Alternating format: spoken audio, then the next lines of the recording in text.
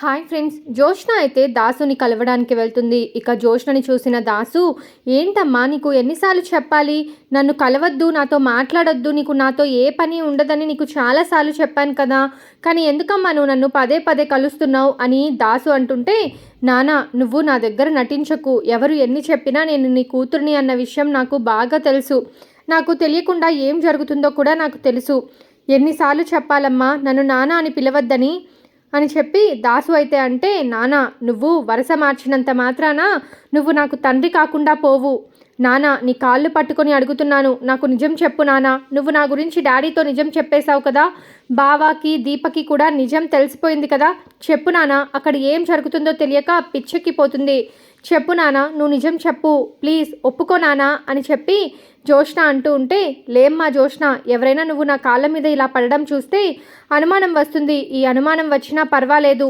చెప్పు నానా నీ కాళ్ళు పట్టుకుంటాను, నిజం చెప్పు నానా, అక్కడ దీప ఏమో కడుపులోని బిడ్డని చంపుకోవాలనుకుంటుందట, హారిక నిజం చెప్పకుండా నాతో మైండ్ గేమ్ ఆడుతుంది, ఇటు డాడీ చీటికి మాటికి ప్రతి దానికి నా మీద విరుచుకు పడుతున్నాడు, ఇదంతా చూస్తూ ఉంటే ఖచ్చితంగా నాకు నిజం తెలిసిపోయినట్టు అనిపిస్తుంది, కాకపోతే ఎవరు ఈ గేమ్ని స్టార్ట్ చేశారో అర్థం కావడం లేదు, చెప్పు నాన్న, ఈ నిజం నీకు నాకు గ్రానికి తప్ప ఎవ్వరికీ తెలియదు, అంటే నువ్వే ఈ నిజాన్ని వాళ్ళకి చెప్పి ఉంటావు, నువ్వు చెప్పావా నాన్న, నీ కాళ్ళు పట్టుకొని అడుగుతున్నాను, చెప్పు నాన్న చెప్పు అని అడుగుతూ ఉంటే ఒక్కసారిగా అప్పుడే శివనారాయణ అయితే అటుగా వెళ్తూ ఉంటాడు. రోడ్డు మీద దాసు కాళ్ళు పట్టుకున్న జోష్నని చూసి షాక్ అవుతాడు. వెంటనే కారు ఆపమని, అలాగే అక్కడికి శ్రీధర్ శివనారాయణ ఇద్దరు కూడా వస్తారు. జోష్న దాసు కళ్ళు పట్టుకోవడం చూసి వారు శ్రీధర్ అలాగే శివనారాయణ ఇద్దరు షాక్ అవి, ఇక శివనారాయణ అయితే జోష్న అని గట్టిగా అరుస్తాడు. ఒక్కసారిగా జోష్న శ్రీధర్ని అలాగే శివనారాయణ చూసి టెన్షన్ పడుతూ ఉంటుంది. వెంటనే పైకి లేస్తుంది. ఇక చాలా టెన్షన్ పడుతూ, ఇదేంటి నా టైం ఇంత బ్యాడ్గా ఉంది, ఏం చేయాలన్నా కూడా నాకే రివర్స్ అవుతుంది, అన్నీ కూడా నాకు రివర్స్ జరుగుతున్నాయి, నా టైం అస్సలు బాగలేనట్టుంది, తాత మామయ్య ఇప్పుడే రావాలా, నేను దాసు కాళ్ళు పట్టుకోవడం చూసేశారు, ఇప్పుడు వాళ్ళకి డౌట్ వస్తుంది, ఏం చెప్పాలి అని టెన్షన్ పడుతూ ఉంటుంది జోష్న. ఇక శివనారాయణ, ఏం జరుగుతుంది ఇక్కడ, నువ్వు దాసు కాళ్ళు పట్టుకొని రోడ్డు మీద ఎందుకు బ్రతిమలాడుతున్నావు, చెప్పు నువ్వు ఏం చేశావని దాసు కాళ్ళు పట్టుకొని బ్రతిమలాడుతున్నావు, దాసు జోష్న ఏం చేసింది చెప్పు అని చెప్పి శివనారాయణ అంటుంటే, ఇక శ్రీధర్ అయితే కనపడట్లేదా మామయ్య, ఖచ్చితంగా జోష్న ఏదో పెద్ద తప్పే చేసింది, అందుకే దాసు కాళ్ళు పట్టుకొని క్షమాపణ చెప్తుంది, ఏం చేశావు జోష్న అని చెప్పి శివనారాయణ గట్టిగా అడుగుతాడు. అది తాత అదేమీ లేదు అని అంటూ ఉంటే, మాట్లాడకు, నేను 2-3 సార్లు చూశాను నువ్వు దాసుతో దొంగచాటుగా మాట్లాడడం, ఇప్పుడేమో దాసు కాళ్ళు పట్టుకొని రోడ్డు మీద బ్రతిమలాడుతున్నావా, అంటే ఖచ్చితంగా నువ్వు ఏదో పెద్ద తప్పే చేశావు, ఏం చేశావో చెప్తావా లేదా అని అంటూ ఉంటే, ఇక శ్రీధర్ ఖచ్చితంగా జోష్న కాశీ విషయంలో చేసిన తప్పు గురించి దాసుని క్షమాపణ అడుగుతుందా, అందుకే రోడ్డు మీద దాసు కాశీ కాళ్ళు పట్టుకుందా, ఏం జరుగుతుంది, అలాంటి విషయానికి జోష్న కాళ్ళు పట్టుకోదే, ఖచ్చితంగా వీళ్ళ మధ్య ఏదో జరుగుతుంది అని శ్రీధర్ అనుకుంటాడు. ఇక దాసు, అడుగుతున్నారు కదమ్మా సార్, అడుగుతున్నారు కదా, చెప్పు మీ తాతగారికి నువ్వు నా కాళ్ళు ఎందుకు పట్టుకోవాల్సి వచ్చిందో నువ్వు చెప్తావా, నన్ను చెప్పమంటావా అని చెప్పి అంటూ ఉంటాడు దాసు. అది బాబోయ్, ఇప్పుడు నేను ఏం చేయాలి అని చెప్పేసి జోష్న అనుకుంటూ ఉంటే, ఇక తాత అదేం లేదు, నేను బాబాయ్ కాళ్ళు పట్టుకోలేదు, బాబాయ్ కాళ్ళ మీద ఏదో పడితే క్లీన్ చేస్తున్నాను అంతే, అంతకు మించి ఏం లేదు అని చెప్పగానే, మరి నువ్వు ఇక్కడ ఎందుకు ఆగావు అని అంటాడు.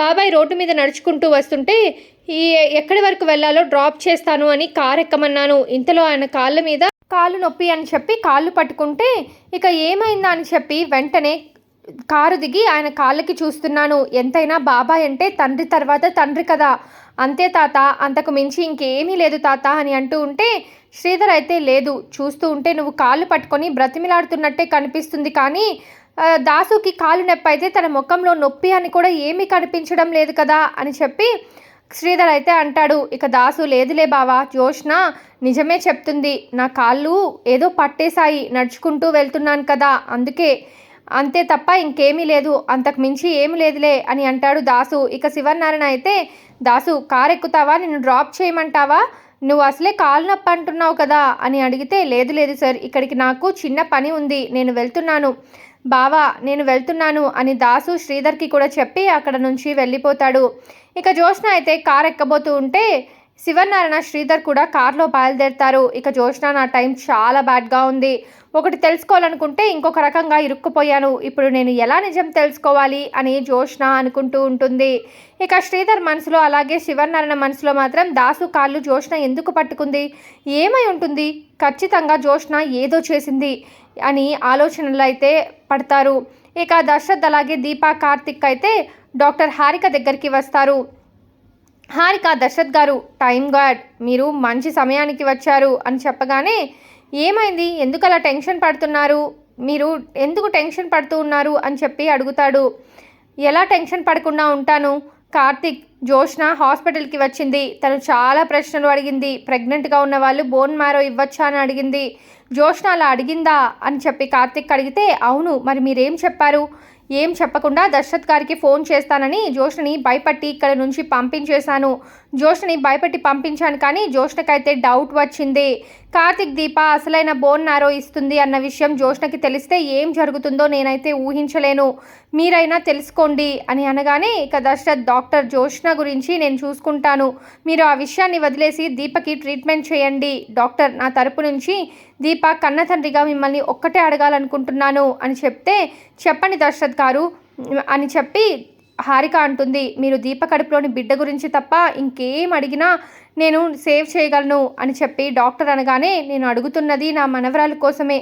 అవును, దీప కడుపులో బిడ్డ ఎలా అయినా బ్రతకాలి, దీప కడుపులో పెరిగేది నా బిడ్డ కాదు, మా తల్లి అని చెప్పి అనగానే ఇక హారిక అయితే చూడండి దశరథ్ గారు, ఏ డాక్టరు ఒక మనిషిని చంపాలని చూడరు, బ్రతికించడానికే ట్రై చేస్తారు.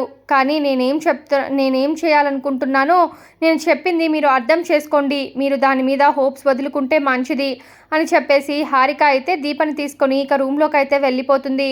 ఇక పక్కన పారిజాతం అయితే అక్కడ ఏం జరుగుతుందో తెలియక చాలా టెన్షన్ పడుతూ ఉంటే శివనారాయణ ఇంటికి వస్తాడు. ఇక శివనారాయణ చూసి పారిజాతం, ఏమండి వచ్చేసారా, మీకోసమే ఎదురు చూస్తున్నాను, కాంచన దీపం మీద కోపపడిందా, దీపని మెడపట్టుకొని బయటికి గంటేసిందా, దీపని కార్తిక్ని విడదీసేసిందా, దీపకి బుద్ధి చెప్పిందా, చెప్పండి అని ప్రశ్నల మీద ప్రశ్నలు కురిపిస్తూ ఉంటుంది పారిజాతం. అవన్నీ నేను నీకు చెయ్యాలి కదా, అదేంటండి అని అంటే, లేకపోతే తిన్నగా ఉండలేవా, ఏదో నీకు విషయం తెలిసిన దానివి సైలెంట్గా ఉండక కాంచనకు ఎందుకు చెప్పాలి, అయినా నీకు ఇష్టం వచ్చినట్టు అందరి దగ్గర వాగుతావా అని చెప్పి శివనారాయణ అంటూ ఉంటే, అది కాదండి, నేను నిజమేంటో తెలుసుకోకుండా దీప గురించి కాంచనతో చెప్తావా అని శివనారాయణ అంటాడు. ఏమైనా ఉంటే ముందు నాతో చెప్పకుండా నా కూతురితో చెప్తావా, ఈ విషయం తెలిసిన కాంచన ఎంత బాధపడి ఉంటుంది అని శివనారాయణ అంటే, కాంచనకి దీప అత్తగారు కదండి, చూడు నువ్వు ఎందుకు ఇలాంటి నాటకాలు ఆడుతావో నాకు బాగా తెలుసు, నువ్వు అనుకున్నట్టు అక్కడ ఏమీ జరగలేదు, అయినా నిన్ను జోష్నని ఇంట్లో నుంచి వెళ్ళనివ్వకుండా చూడమని చెప్పాను కదా, మరి జోష్న ఎందుకు బయటికి వెళ్ళింది అని చెప్పి శివనారాయణ గట్టిగా అడుగుతాడు. ఈ ముసలోడు జోష్నని చూసేస్తాడా అని చెప్పేసి అనుకుంటూ ఉంటుంది పారిజాతం. అప్పుడే జోష్న అయితే ఇంటికి వస్తుంది. ఇక జోష్న రాగానే శివనారాయణ అయితే పారిజాతంతో అంటూ ఉంటాడు, చూడు నిన్ను నేను నా మనవరాలకి దూరంగా ఉండమని చెప్పానని నువ్వు నీ కొడుకు చుట్టూ నా మనవరాల్ని తిప్పుతున్నావా, ఎందుకు దాసుని జోష్న పదే పదే కలవాలనుకుంటుంది అని చెప్పి శివనారాయణ అంటే పారిజాతం ఒక్కసారిగా షాక్ అవుతుంది. చూడు జోష్న, ఇంట్లో నుంచి బయటికి వెళ్ళడానికి వీల్లేదు, గుర్తుపెట్టుకో అని చెప్పేసి ఇక శివనారాయణ లోపలికి వెళ్తాడు.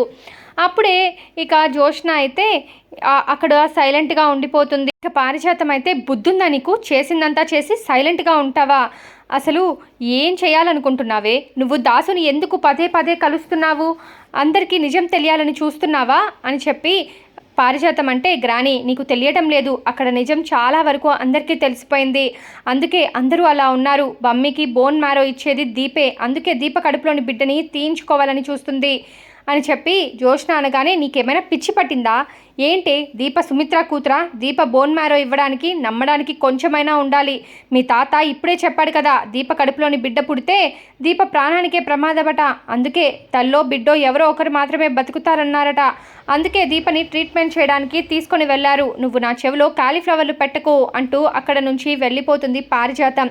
ఛీ, ఎన్నిసార్లు చెప్పినా కూడా, ఎంత చెప్పినా కూడా ఈ గ్రాని నా మాట నమ్మదేంటి, అసలు నా మీద ఎవరూ నమ్మకం పెట్టుకోవటం లేదేంటి అని చెప్పి బాధపడుతూ ఉంటుంది జోష్న. దీప కడుపులోని బిడ్డ చనిపోతుందంటే దీప బిడ్డని తీయించుకోవడానికి వెళ్ళిందా? కన్ఫామ్గా దీపకి నిజం తెలిసింది. మా మమ్మీని సేవ్ చేయడం కోసం దీప తన కడుపులోని బిడ్డని వదులుకుంటుంది. అవును, ఒకవేళ అదే నిజమైతే దీప తన బిడ్డ కోసం తన ప్రాణాలైనా వదులుకుంటుంది, కానీ బిడ్డని ఎలా వదులుకుంటుంది? ఖచ్చితంగా మమ్మీని సేవ్ చేసేది దీపే. అవును, ఈ విషయంలో నేను ఎలా అయినా సరే నిజం తెలుసుకుంటాను. మా మమ్మీని దీప సేవ్ చేస్తుందా, దీప కడుపులోని బిడ్డను నేను సేవ్ చేస్తాను. అవును, ఇప్పుడు నాకు ఒక కొత్త అవకాశం దొరికింది. ఇప్పటి వరకు నిజం తెలిసిపోయిందని చాలా టెన్షన్ పడ్డాను. ఇక్కడ నుంచి కొత్త కథ నేను మొదలు పెడతాను అని జోష్న అనుకుంటుంది. ఇక ఒక పక్కన హారిక అయితే దీపకు సంబంధించిన అన్ని చెకప్లు చేయిస్తూ ఉంటుంది. దశరథ్, కార్తిక్ అయితే హాస్పిటల్లోనే ఉంటారు. ఇక ఇద్దరు కూడా చాలా టెన్షన్ పడుతూ ఉంటారు. దశరథ్ గారు, దీపకు సంబంధించిన అన్ని చెకప్లు అయితే కంప్లీట్ చేశాము. ఇక మీరు త్వరగా సుమిత్ర గారిని కూడా హాస్పిటల్లో జాయిన్ చేయించండి అని హారిక చెప్పగానే సరే డాక్టర్ అని చెప్పి ఇక కార్తిక్ అయితే అంటూ ఉంటాడు. మరి జోష్నని కూడా హాస్పిటల్కి తీసుకురండి. జోష్నకి ట్రీట్మెంట్ చేస్తున్నట్టు మొత్తం మందు ఇచ్చి పడుకోబెట్టి తర్వాత బోన్ నారో కంప్లీట్ అయిందని జోష్నని మనం నమ్మించవచ్చు అని హారిక చెప్పగానే సరే డాక్టర్ అని చెప్పేసి దశరథ్ అలాగే కార్తిక్ అయితే ఇద్దరు అంటారు. ఇక దశరథ్ ఇంటికైతే వస్తాడు. ఇక సుమిత్రని హాస్పిటల్కి తీసుకువెళ్ళి ట్రీట్మెంట్ చేయించాలి నానా అని శివన్నారేతో అనగానే ఇక జోష్న అయితే డాడీ మరి నువ్వు కూడా జోష్న హాస్పిటల్కి వెళ్ళాలి. అక్కడ మనం ఒక 5 రోజుల వరకు ఉండొచ్చు. రేపు ఉదయం నువ్వు రెడీగా ఉండు అని చెప్పి దశరథ్ అయితే అంటాడు. ఇక పారిజాతం అయితే చూసావా, తండ్రి కాబట్టి అలా చెబుతున్నాడు. ఈ జోష్న కూడా సుమిత్ర తనకి కన్న తల్లి అవుతుంది కాబట్టి అంత ఆతృతగా అడుగుతుంది అని అనుకుంటుంది. ఇక ఉదయం అయిన తర్వాత సుమిత్ర అలాగే జోష్న ఇక ఇంట్లో వాళ్ళందరూ కూడా హాస్పిటల్కి అయితే వెళ్తారు. ఇంతలో అప్పుడే జోష్న దీప ఎక్కడుందో తెలుసుకోవాలి, అసలు ఏం జరుగుతుందో తెలుసుకోవాలి అని చెప్పేసి దీప కోసం వెతుకుతూ ఉంటుంది. అసలు ఏం జరుగుతుంది, ఎలా తెలుసుకోవాలి అని చెప్పి ఆలోచిస్తూ ఉంటుంది జోష్న. ఇంతలో హారిక అయితే సుమిత్రని ఒక రూమ్లో పడుకోబెడుతుంది. ఇక సుమిత్ర బెడ్ మీద పడుకుంటుంది. హారిక దీపని ఆపరేషన్ థియేటర్లోకి తీసుకెళ్తుంది. ఇక కార్తిక్ అలాగే దశరథ్ దీప కడుపులోని బిడ్డను ఎలా అయినా బ్రతికించండి డాక్టర్ అని అడుగుతూ ఉంటారు. ఇక ఆ హారిక అయితే ఈ విషయం గురించి మీకు ముందే చెప్పాను కదా, పదే పదే ఈ విషయం గురించి చెప్పి నన్ను ఇబ్బంది పెట్టొద్దు. ఒకవేళ ఛాన్స్ ఉంటే ఎప్పుడూ మీ బిడ్డని కాపాడేదాన్ని. ఇన్నిసార్లు మీతో అడిగించుకోను కదా, మీరు ఎంతలా బాధపడుతున్నారన్న విషయం నాకు అర్థమైంది. కానీ ఏం చేస్తాను, డాక్టర్గా నేను ఏం చేయలేని పరిస్థితిలో ఉన్నాను. ఒకరు కావాలి అంటే ఇక్కడ ఇంకొకరిని వదులుకోక తప్పదు. అందుకే ఒకవేళ సుమిత్ర గారికి సంబంధించిన రక్త సంబంధికులు ఎవరైనా ఉంటే ఖచ్చితంగా దీప బోన్ నారో ట్రాన్స్ప్లాంటేషన్ ఇవ్వకపోయినా కూడా మీరు సుమిత్ర గారిని బ్రతికించుకోవచ్చు. కానీ అలా లేరు అని మీరు చెప్తున్నారు. అలా లేకపోతే ఇక మనకున్న ఆప్షన్ అంతా కూడా ఒకటే, అది దీప మాత్రమే. దీప సుమిత్ర గారి కన్న కూతురు కాబట్టి శాంపిల్స్ కూడా మ్యాచ్ అయ్యాయి. మనం టెస్ట్లు కూడా అన్నీ చేశాము. ఇక మీ ఇష్టం, ఒకసారి మీరు ఆలోచించుకోండి. సుమిత్ర గారు బ్రతకాలి అంటే దీప కడుపులో ఉన్న బిడ్డ అయితే బ్రతకదు అని చెప్పగానే ఇక కార్తిక్ అయితే పర్వాలేదు డాక్టర్, మా అత్త బ్రతికి మా కళ్ళ ముందు తిరిగితే చాలు, ఇక అంతకంటే మాకేమీ అవసరం లేదు, మీరు ఆపరేషన్ చేయండి, మా అత్తని బ్రతికించండి అని చెప్పి కార్తిక్ అంటాడు. ఇక దశరథ్ అయితే ఒక్కసారి ఆలోచించురా, నా కోసం మీరు ఇంత త్యాగం చేస్తున్నారంటే నేను తట్టుకోలేకపోతున్నాను, ఇది కరెక్టే అంటారా అని చెప్పి దశరథ్ అంటే మామయ్య, అత్త పరిస్థితి చూసి కూడా నువ్వు ఇలా మాట్లాడుతున్నావా? అత్త మన కళ్ళ ముందర ఎప్పటిలాగా తిరగాలని నీకు లేదా? ఒక్కసారి ఆలోచించు మామయ్య, నేను అన్నీ ఆలోచించే ఇలా చెప్తున్నాను అని చెప్పి కార్తిక్ అంటాడు. ఇక ఇద్దరు కూడా ఆపరేషన్కి అయితే ఒప్పుకుంటారు.